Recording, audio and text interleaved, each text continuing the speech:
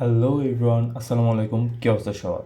So আজকের যে JavaScript question, ওটা আমরা দুটার ডিফারেন্স দেখবো। একটা ফাইন্ড এবং ফিল্টারের what's the difference of output সেটা দেখবো।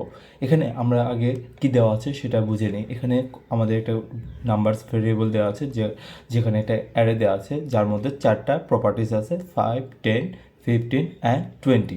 এখানে আমাদের একটা ফাইন্ড মেথড দিয়ে আমাদের একটা ফাংশন রিটার্ন ফাংশন রিটার্ন করা হয়েছে, যেখানে বলা হয়েছে নাম্বার যেন 10-এর বেশি হয়, সেটা কোন নাম্বারগুলো 10-এর বেশি সেটা রিটার্ন করবে।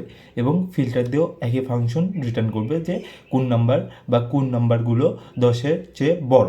আমরা যদি এটা আউটপুট দেখি, তাহলে কিন্তু আমাদের ফাইন্ডের যে মেথড সেটা আমাদের 15 রিটার্ন করছে, এবং ফিল্টারের যে মেথডটা সেটা আমাদের 15 অ্যান্ড 20 দুইটা অ্যারে আকারে রিটার্ন করছে।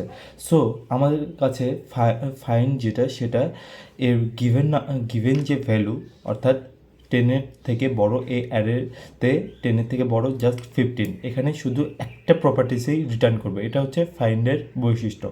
এবং ফিল্টারের বৈশিষ্ট্য হচ্ছে 10-এর পরে, অর্থাৎ এখানে যে বলছে যে 10-এর চেয়ে বড়, তো 10-এর পরে কতগুলো সংখ্যা বড় আছে সেটা আছে 15 অ্যান্ড 20। এই সবগুলো যদি এখানে 20-র পরে আমরা যে 30 দিই অ্যান্ড দেন আউটপুট দেখি, এখানে কিন্তু 30, অর্থাৎ যতগুলো বড় সংখ্যা থাকবে 10-এর পরে সবগুলো রিটার্ন করবে উইথ অ্যান অ্যারে, অর্থাৎ অ্যারে আকারে। সো আজকের মতো এইটুকুই। ফাইন্ড অ্যান্ড ফিল্টারের তো আমরা ডিফারেন্স বুঝলাম। তোমাদের কাছে যদি কোনো প্রশ্ন থাকে তাহলে অবশ্যই কমেন্ট করে জানাও।